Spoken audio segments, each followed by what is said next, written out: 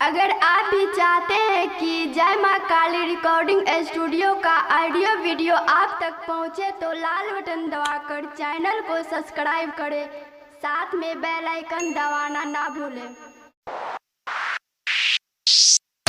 लक्ष्मी मैया एलै गाम, मैया एलै गाम। सब सुन रहल छियै जय माँ काली रिकॉर्डिंग स्टूडियो फुलपरास लगलै धान। लक्ष्मी मैया एलै गाम, सब काटे लगलै धान। लक्ष्मी मैया एलै गाम, सब काटे लगलै धान। सब काटे लगलै धान, सब काटे लगलै धान। लक्ष्मी मैया एलै गाम, सब काटे लगलै धान। लक्ष्मी मैया एलै गाम, सब काटे लगलै धान। लक्ष्मी मैया एलै गाम, सब काटे लगलै धान।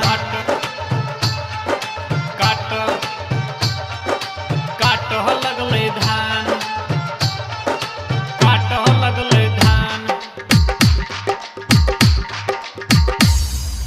अन्न धन के दाता छियै एहो लक्ष्मी माता, बनवास से पूरा कऽ के एलै राम सीता।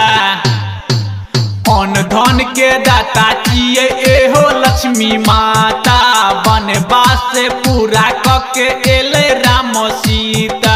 ओही दिन राम जी एलै अयोध्या धाम। लक्ष्मी मैया एलै गाम, सब काटे लगलै धान। लक्ष्मी मैया एलै गाम, सब काटे लगलै धान। लक्ष्मी मैया एलै गाम, सब काटे लगलै धान। काटह लगलै धान, काटह लगलै धान।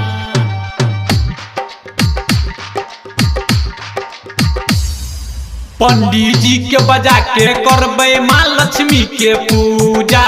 काली और रामचंद्र जी करते डेरा पूरा। पंडित जी के बजा के करबै माँ लक्ष्मी के पूजा। काली और रामचंद्र जी करते डेरा पूरा। शिवरंजन चंदेश्वर गावत मैया के भजन।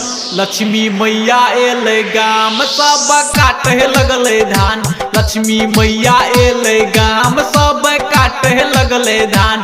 लक्ष्मी मैया एलै गाम, सब काटे लगलै धान। जय माँ काली रिकॉर्डिंग स्टूडियो फुलपरास चौक से 91 13 90 67 65।